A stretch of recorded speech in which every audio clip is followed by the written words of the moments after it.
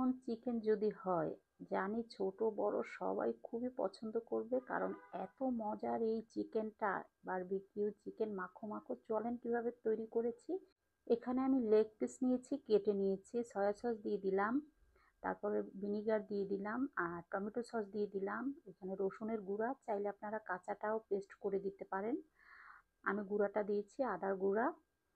তারপরে আমি দিয়ে দিচ্ছি চিকেন পাউডার। চিকেন পাউডার চিকেনের মধ্যে দিলে কিন্তু লবণটা কম দিতে হবে, যেহেতু সয়া সস দিচ্ছি ওখানেও লবণ আছে। গরম মশলা দিয়ে দিলাম, লাল মরিচের গুঁড়া দিয়ে দিলাম। ব্যাস, এখন সব কিছু একসাথে মেখে নিব।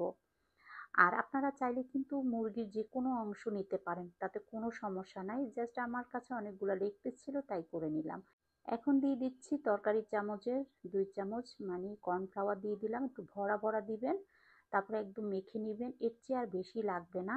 দেখবেন যখন গায়ে লেগে গেছে তখনই কিন্তু এটা সুন্দর করে রেখে দিতে পারবেন, ফ্রোজেনও করতে পারবেন অনেক দিন ধরে। আমি কিছু এরকম রেখে তারপর কিছু ফ্রোজেন করে নিব। এই যে দেখেন, আমি 10 মিনিট একটু রেস্টে রেখে তারপরে কিন্তু আমি এটা এভাবে সাজিয়ে সাজিয়ে পলিথিন দিয়ে তারপরে কিন্তু রেখে দিব।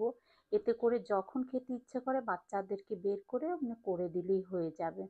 এই পদ্ধতিটার মধ্যে আপনারাও কিন্তু ট্রাই করে দেখতে পারেন। এই যে এটা আমি এখন ডিপ ফ্রিজে রেখে দিব।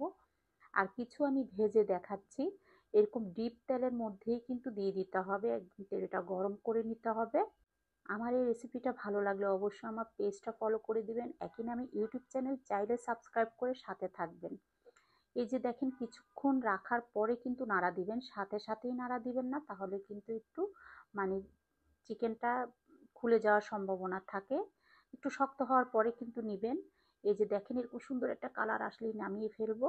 এদিকে আমি একটা প্যানের মধ্যে তেল দিয়েছি, এর ভিতরে দিয়ে দিলাম রসুন আর কাঁচামরিচ। এখন আমি দিয়ে দিচ্ছি ABC sauce, soya sauce, oyster sauce, তারপরে দিয়ে দিলাম টমেটোর সস, তারপরে বারবিকিউ সসও দিয়েছি, চিকেন পাউডার দিয়ে দিলাম, আদা রসুনের একটু গুঁড়া দিয়ে দিলাম, চিলি ফ্লেক্স দিয়ে দিলাম। এখন একটু নেড়ে চেড়ে দিব।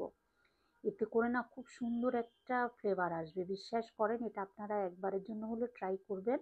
এখানে একটু কর্নফ্লাওয়ার দিয়ে দিলাম, 1/2 চা চামচ কর্নফ্লাওয়ার। এটাকে গুলে তারপর দিয়ে দিলাম, এতে করে কিন্তু একটু মাখো মাখো হবে। একটু ধনিয়া পাতা দিয়ে দিলাম, এতে করে কিন্তু দেখতে সুন্দর লাগবে কালারটা।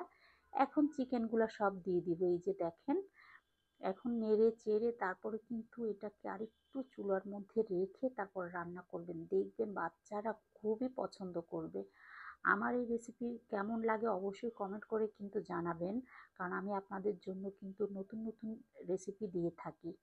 এখন আমি আরেকটু সুন্দরের জন্য চিলি ফ্লেক্স, এটা কিন্তু এত ঝাল না, আর দিয়ে দিলাম একটু তিল। অনেক বেশি ভালো থাকবেন।